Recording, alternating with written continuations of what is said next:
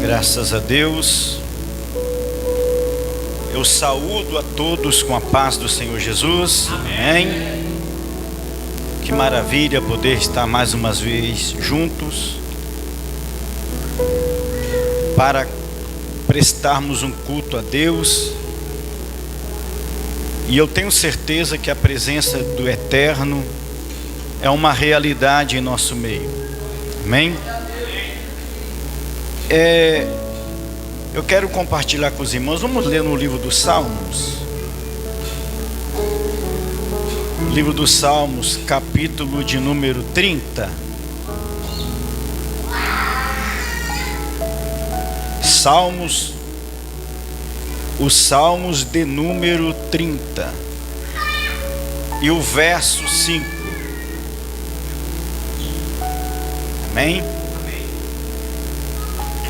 Salmo 30, verso 5 diz: porque a sua ira dura só um momento, no seu favor está a vida. O choro pode durar uma noite, mas a alegria vem pela manhã. Amém? Podeis tomar assentos, amados. O presbítero Sérgio tomou uma iniciativa bastante propícia. É muito importante separarmos um dia para podermos trazer esse tipo de abordagem nas igrejas. Infelizmente, tem muitas pessoas ainda que estão associando as doenças, as queixas de ordem emocional, de ordem psicossomática, com a espiritualidade. E eu quero dizer que essa proposta do presbítero Sérgio, quando ele me disse: é possível uma pessoa cheia do Espírito Santo ter uma depressão, desenvolver uma depressão? É possível? Você acha normal uma pessoa pingando azeite ter um tipo de depressão? Você acha normal isso? Quem acha normal, levante a tua mão. Você não acha normal? Uma pessoa pingando azeite, saindo do cenáculo cheio do Espírito Santo, e de repente se queixar de uma depressão, de uma angústia, de um vazio existencial. Pois é, e se eu falar para você que isso acontece o tempo todo? Acontece e aconteceu o tempo todo na palavra de Deus, na Bíblia. Aconteceram com reis, sacerdotes, profetas, profetisas, mulheres e homens de Deus, os apóstolos, os discípulos, enfim. A depressão não é uma doença do século, como falam por aí. Ela é milenar. Na verdade, a depressão começou depois que o primeiro casal foi tirado do jardim. Dali já começou a depressão. Já começou o vazio. Já iniciou ali a depressão. Mas não existe um tipo só de depressão. E ela também não se manifesta com a mesma intensidade na vida das pessoas. Existem vários tipos de depressão. Existe o transtorno depressivo maior, existe a depressão que é a distimia, existe a depressão pós-parto, existe essa zona, existe a depressão bipolar, existe a depressão psicótica, existem vários tipos de depressão. E ela se manifesta com vários tipos de intensidades, de acordo com o temperamento de cada pessoa. E a causa da depressão, ela é multifatorial. São multifatoriais as causas das depressões, como também de tantos outros tipos de transtornos, de personalidades e de síndromes. E eu digo que foi uma iniciativa maravilhosa do presbítero Sérgio, porque nós estamos também no Fevereiro Roxo, que é o mês de conscientização e prevenção do Alzheimer, da fibromialgia, da leucemia. Nós estamos em um mês de prevenção, porque isso acaba desencadeando também a depressão.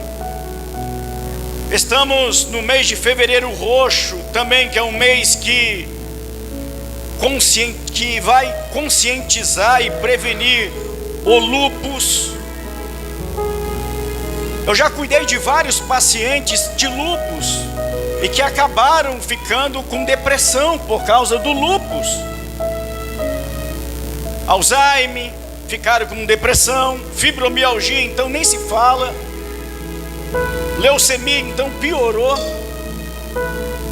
Então é um mês de conscientização e prevenção contra essas doenças. Então é uma noite propícia para podermos falar do assunto. Mas eu quero lhe informar, sim, que pessoas cheias do Espírito Santo não estão isentas de desenvolver, de desencadear um tipo de depressão. Afinal, nós habitamos ainda este corpo inclinado, esse corpo corruptível, que está inclinado sempre para doenças, para o pecado, que está sempre inclinado.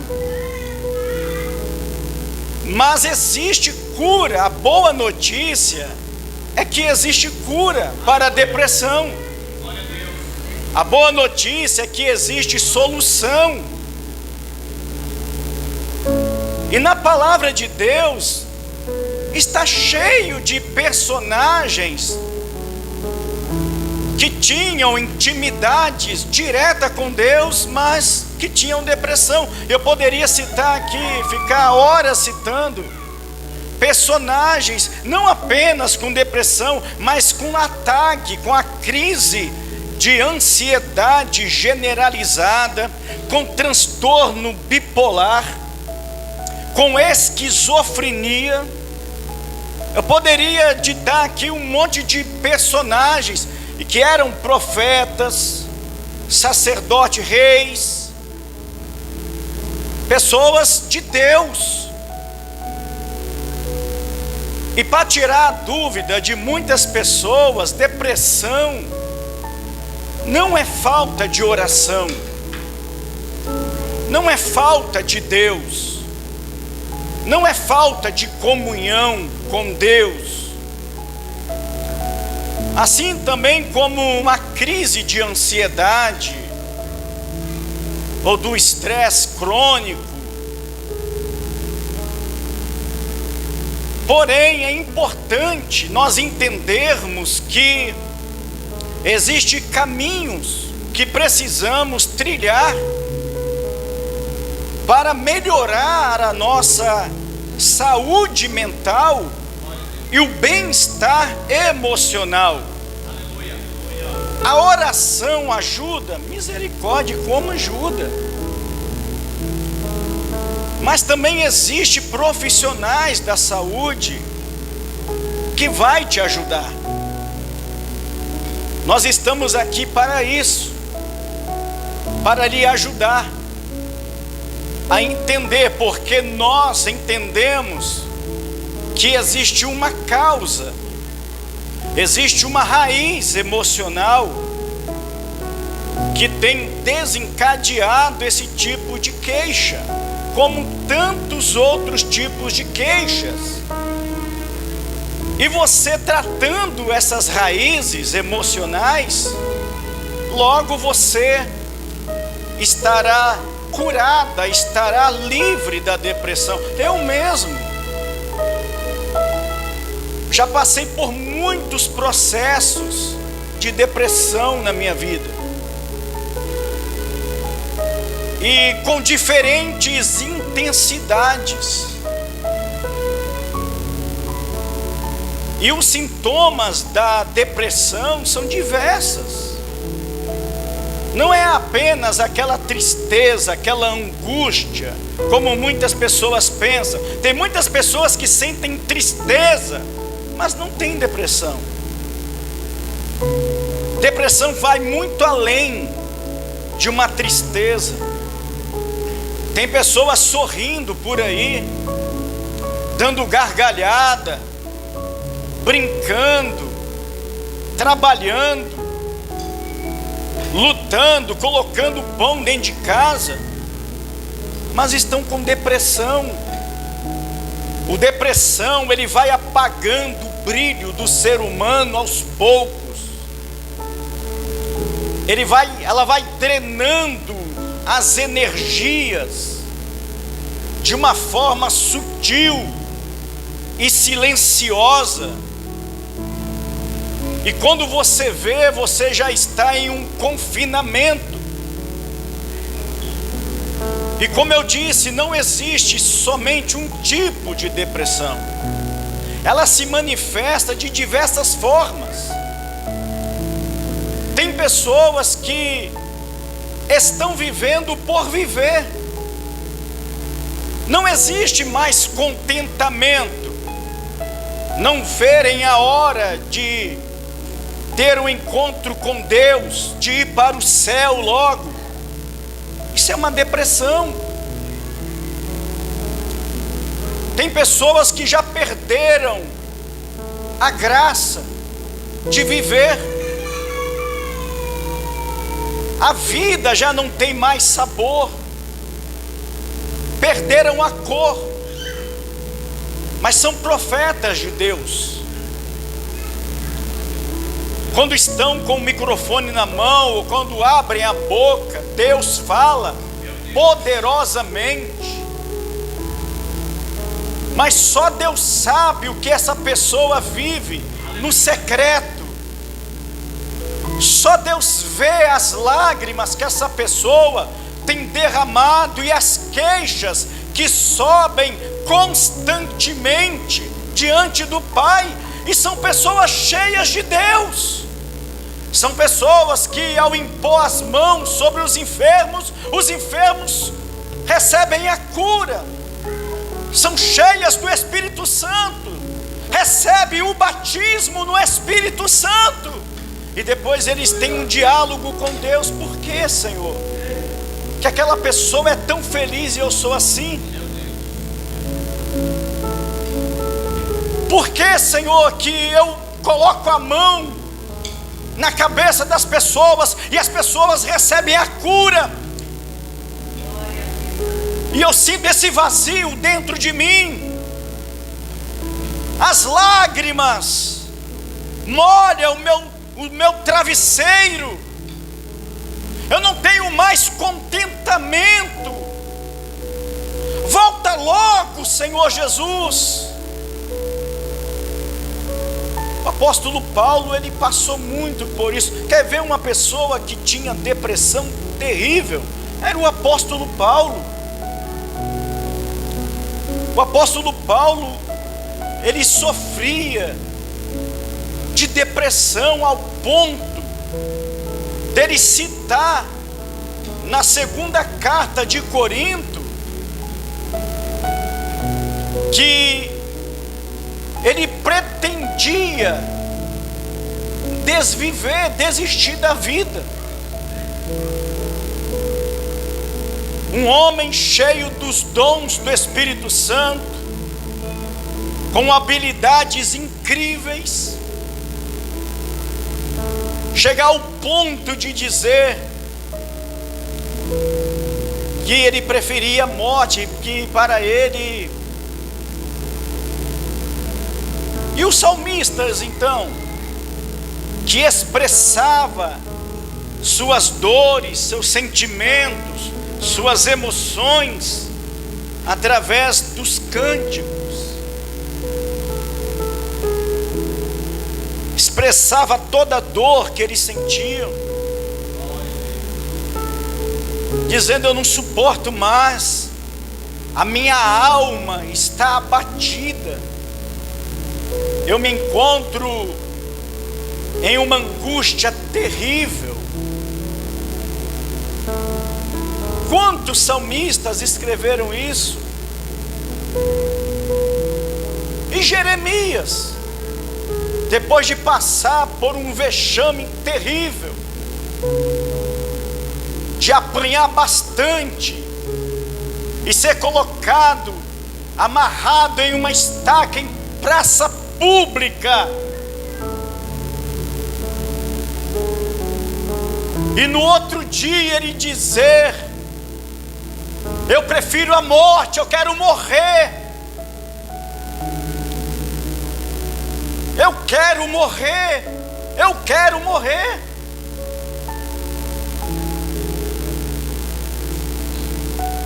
O que dizer desses homens? Jeremias era cheio do Espírito Santo ou não era? Aleluia. Cheio do Espírito Santo. Ele era a boca de Deus nessa terra. O que falar do profeta Elias? Todo mundo sabe. O que falar de Jonas? O que falar da Ana, que tinha uma depressão terrível? Eu sou uma mulher que tem uma alma amargurada, uma mulher aflita, uma mulher sem brilho, uma mulher que não tem prazer de viver. Eu sou uma mulher aflita, amargurada de alma. Mas Ana era uma mulher de Deus ou não era? E o que falar do próprio Senhor Jesus Cristo? Mas Jesus teve depressão? Teve. Jesus teve depressão. Em Hebreus capítulo 4, o escritor diz que Jesus, ele esteve sujeito às mesmas tentações que nós. Lá naquele jardim, ele dizia: eu estou amargurado, abatido até a morte. O que é isso? É uma depressão. Ao ponto dele, e olha que eu nunca vi uma depressão dessa, chorar lágrimas de sangue, os poros do Senhor Jesus minavam sangue, profunda era a dor, a angústia, porque ele sabia que o momento era chegado. E ele, como homem, ele sentia em suas entranhas a dor que você sente, a dor que eu sinto.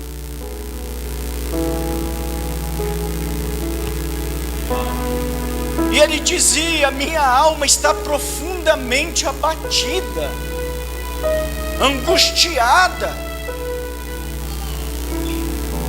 Jesus, como homem, ele era cheio do Espírito Santo ou não? Como homem. O apóstolo Pedro falava sobre ele na casa de Cornélio, sobre o Senhor Jesus, um homem que foi ungido pelo Espírito Santo, um homem cheio do Espírito Santo, e fez milagres extraordinários, que curava e cura até hoje, que libertava e liberta até hoje, que transformava e transforma até hoje. Pois é,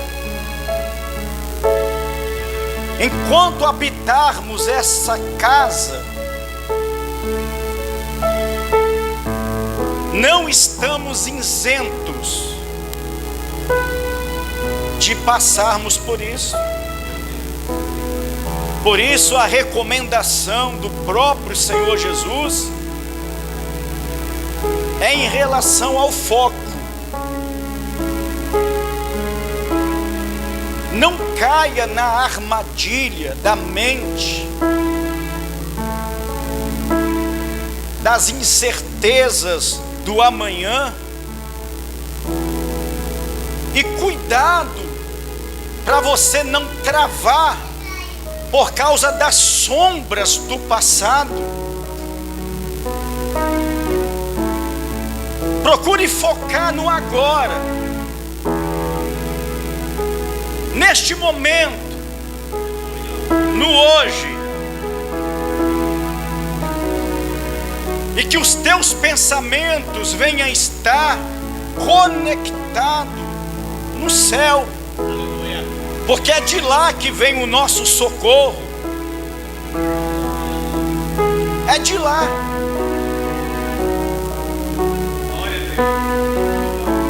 Na psicologia moderna, nós dizemos que a depressão são excessos do passado, e que o estresse são excessos do presente, e que a ansiedade são excessos do futuro. Mas biblicamente falando, e a física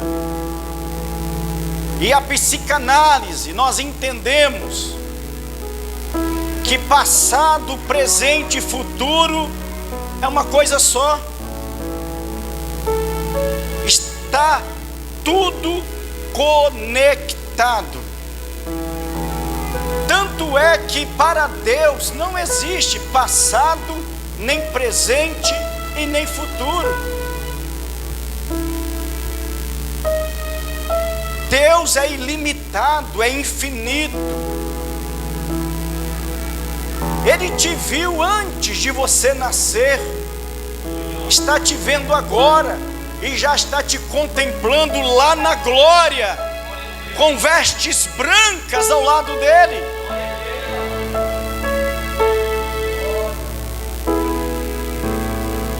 Então, como se livrar da depressão e de todos os tipos de queixas de ordem emocional? Porque eu oro, eu busco a Deus, eu derramo a minha alma perante o Senhor, como o salmista do Salmo 42. Eu derramo a minha alma, minhas lágrimas têm me servido de travesseiro. E ele continuava com a mesma depressão.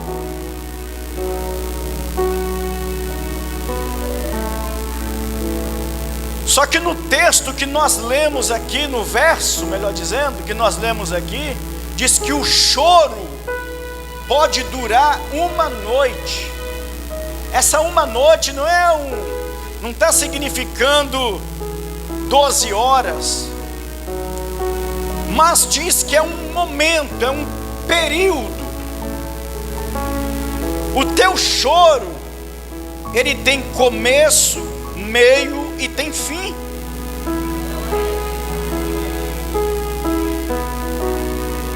Vai chegar o fim.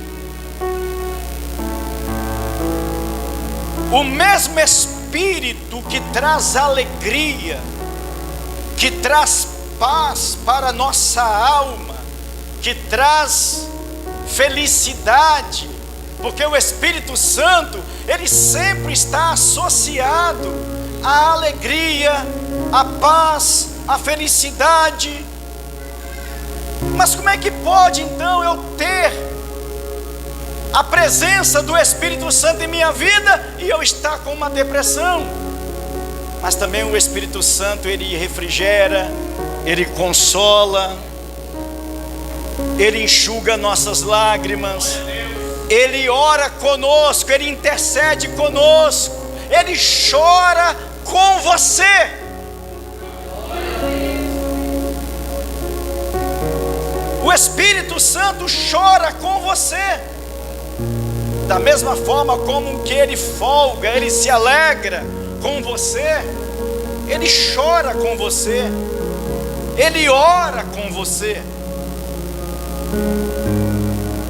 Eu não conheço uma outra saída para tratar uma depressão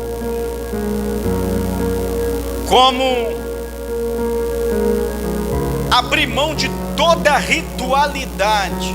Sabe quando você apenas ora como um hábito de orar? É bom, claro que é, não estou dizendo, não estou invalidando isso. Mas tem muitas pessoas que têm a oração apenas como um ato ritualístico. Bom, fulano está orando, eu vou orar também. O pastor está mandando orar, eu vou orar. O ciclano está mandando orar e está ali, vamos orar? Vamos, todo mundo vamos orar agora? Vamos, aí todo mundo dobra o joelho, vamos orar. Tem o seu valor? Tem. Mas você quer ser curado de qualquer coisa na sua vida? Para mim, e com a experiência que eu tenho, não existe outro lugar do que no meu secreto. Ali é diferente de uma oração. É quando você entra no secreto com Deus, você e Deus, Deus e você, o Espírito Santo, e você coloca uma cadeira e fala assim: Pai, senta aqui comigo, por favor. E você fica ali dialogando com o Pai, como que você estivesse dialogando com a tua mãe, com o teu irmão. E você entende que Ele está ali. Você entende isso como uma verdade. A verdadeira oração é exatamente assim. É você entrar em um secreto. Foi assim que eu fui curado da depressão e de tantos outros tipos de queixas. Foi desse jeito. Eu passava a noite toda dialogando, trocando ideia com o Senhor Jesus. Eu fazia uma garrafa de café bem forte, só para não dar sono. Eu não queria ninguém, era só eu e o Senhor. E eu convidava, e eu sentia a presença dEle. Ele se manifestava, e Ele dialogava comigo. Aleluia. E eu dialogava com ele no secreto. Irmãos, é diferente. É diferente. Experimente fazer isso. Aliás, este é o verdadeiro jejum. Eu vejo pessoas jejuando errado. Jejum na Bíblia Sagrada é no secreto.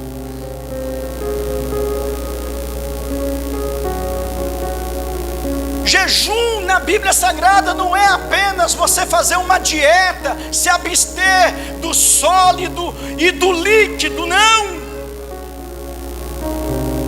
E estando conectado ao externo, isso não é jejum. Me perdoe, me desculpe, mas isto não é jejum. Jejum para mim é no secreto. É aonde ninguém está me vendo.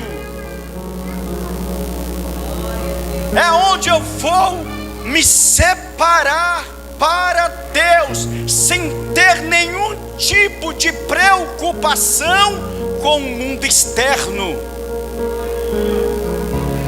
Como é que pode uma pessoa dizer que está jejuando e está lá rebocando parede, está lá trabalhando e de repente está se estressando, e a massa cai na cabeça, e é um estresse, criança gritando, a mulher está fazendo o almoço e está jejuando, e de repente tem que repreender o filho, e de repente, que jejum é esse, gente? Pelo amor de Deus, isto não é jejum, isto é uma abstinência apenas, de pão e água. Jejum para mim é quando você se retira e se conecta com o eterno. Então você não come, você não bebe, você só fica ali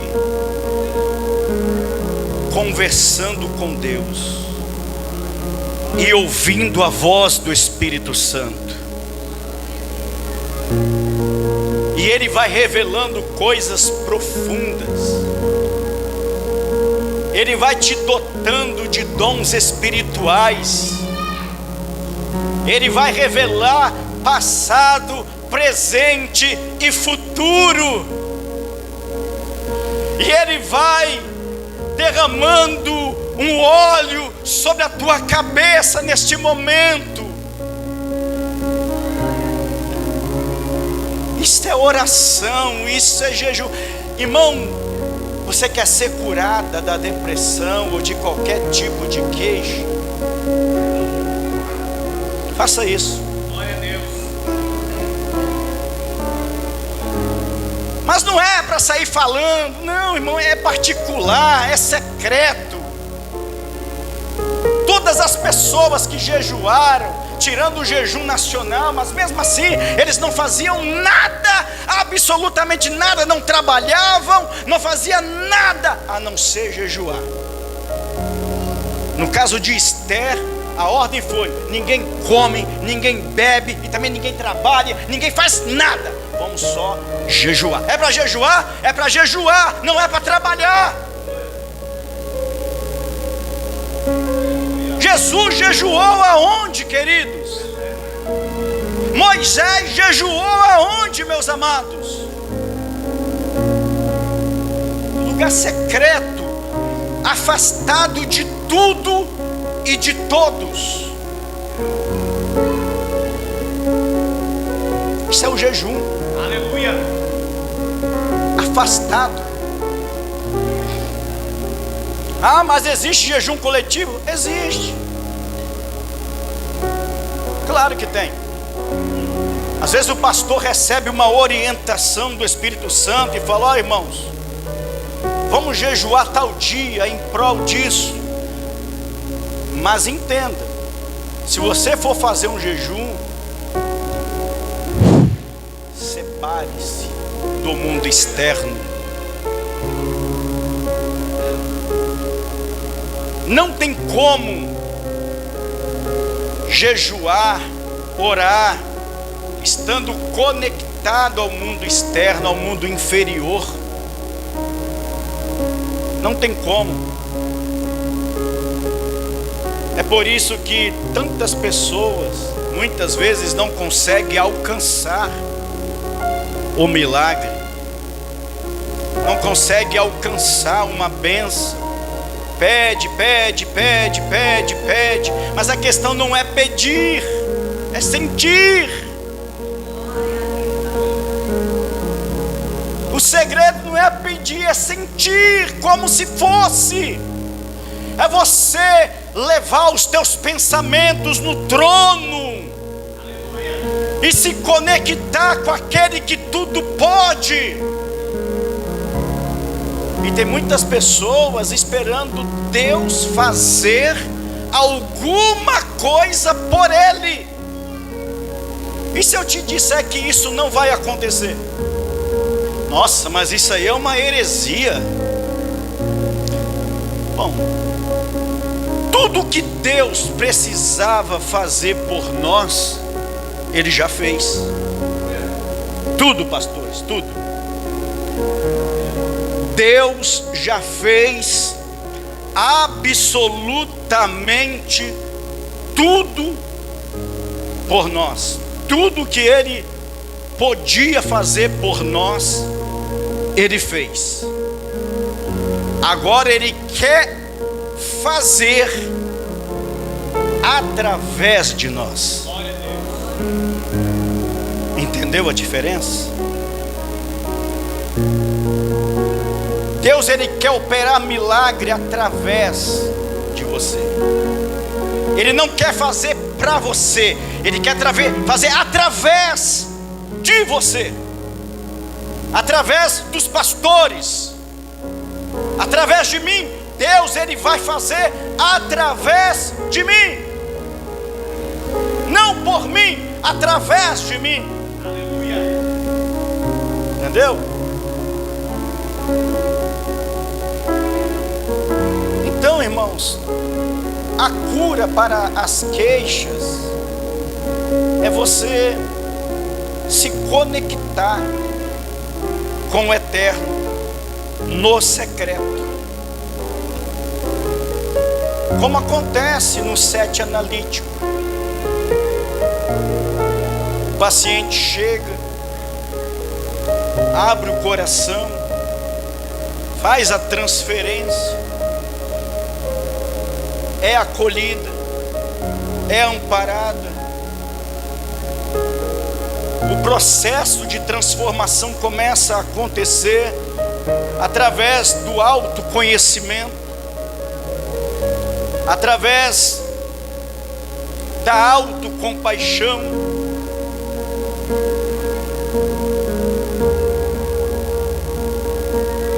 E essas manifestações ocorrem se você se permitir também a conversar com o maior dos psicólogos que existe, a dialogar com ele, entendendo que ele está presente, visualizando com os olhos da fé a presença dele, aleluia, recebendo o carinho e o acolhimento dele, irmãos.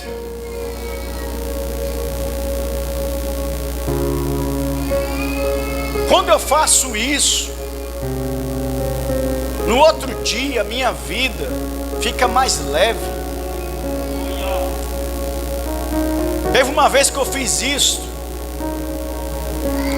e eu tinha uma viagem para um outro estado, e tudo aquilo que eu havia dialogado, compartilhado com o meu pai, falado das minhas queixas, das minhas fraquezas,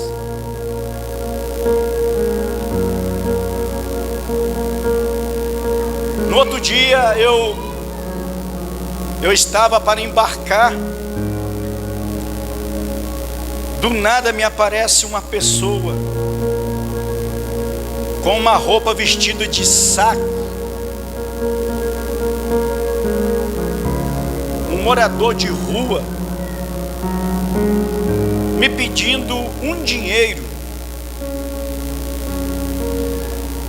dizendo que ele estava com fome e ele queria muito comer um lanche.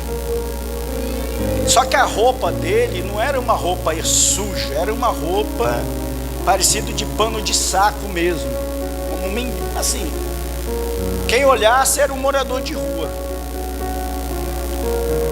Eu peguei uma nota de R$20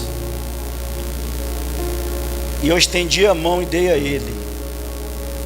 Ele segurou na nota e disse: assim diz o Senhor. É muito forte isso, irmão. Sou eu quem está te enviando para aquele estado. Tu está sendo enviado naquele estado como um missionário. E para tu saber que sou eu, teu Deus, que falo contigo, assim que tu colocar o pé naquele lugar, eu já preparei um automóvel para você. Irmão, ele pegou esse dinheiro, eu abaixei a cabeça assim. Enquanto eu abaixei a cabeça, na hora que eu olhei, cadê o homem? Desapareceu, sumiu. Eu olhei para tudo quanto é lado, não achei mais. Sumiu. Eu embarquei. Quando eu cheguei no meu destino, um irmão que eu conhecia, que eu conheço até hoje, aonde ele estava, no meu lugar de embarque, quando eu embarquei, quando eu trombei com ele: pastor César, que bênção, o irmão veio para ficar. Eu falei: não, vim para fazer uma obra missionária. Pois é, meu irmão, e eu estou saindo. E eu senti de Deus, porque Deus falou para mim: dá o meu carro para o irmão. O carro é do irmão. Pronto. Pois é. Eu fiquei naquela cidade muito tempo. Não paguei aluguel porque eu utilizei o carro e eu comprei uma casa lá. Você já pensou, irmão? Anjos aparecem o tempo todo, de uma forma teofânica. Tem muita gente esperando uma manifestação de um trovão, de um raio, de um terremoto, de uma cachoeira de fogo descendo. O Senhor Jesus, Ele aparece para nós de uma forma que você nem imagina. Preste atenção nisso, irmão. E não foi a primeira vez. Não foi. A minha vida foi parecida com a de Davi. Eu fui ordenado a pastor pelo menos 3 vezes. A primeira vez eu era muito jovem. Eu era um missionário viajante. Eu viajava o Brasil inteiro. Eu não tinha um passarinho para dar água. Então Deus falou: jovem é para obra. É para obra. Eu me lançava. Vou para lá, vou para cá. E um monte orando, sozinho. Eu estava sozinho naquele monte. De repente aparece um varão descendo do nada, do meio do mato assim fechado.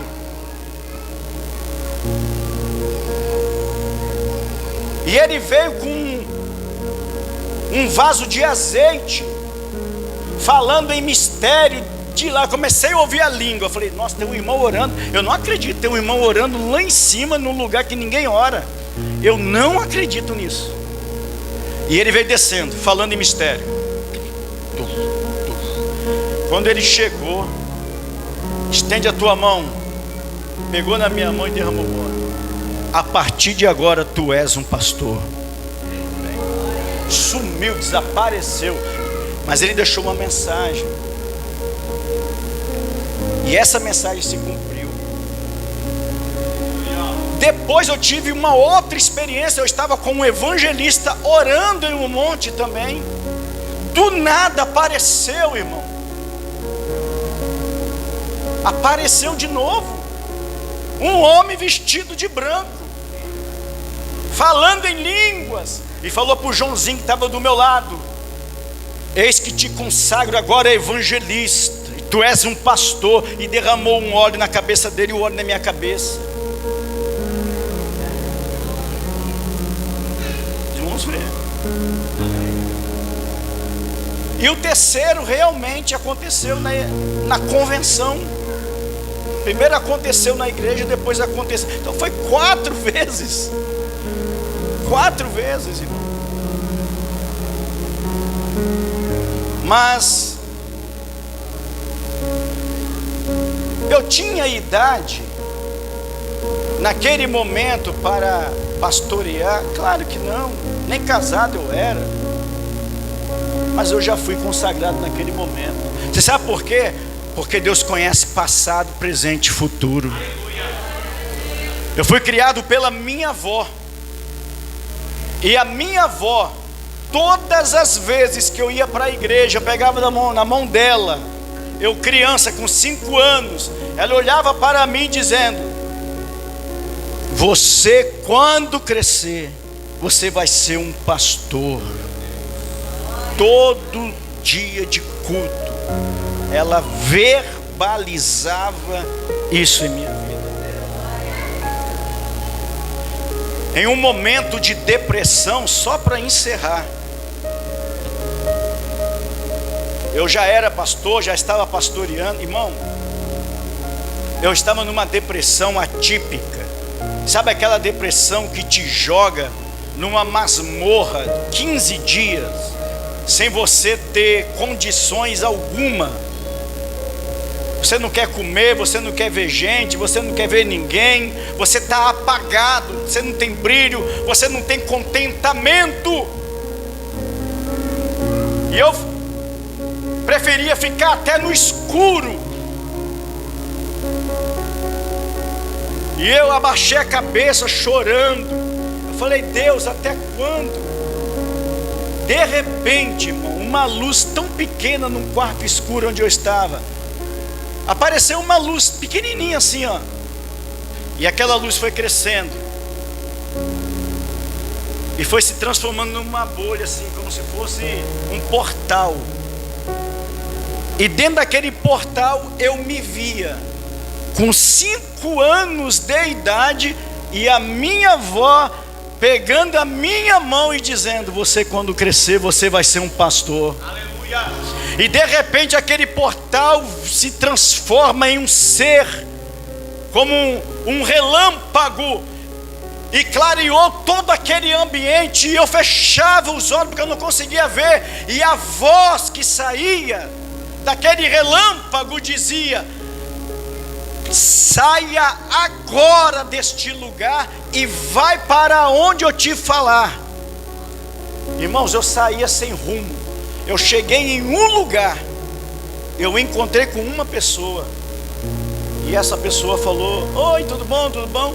Você é de onde? Eu falei: eu sou de tal lugar.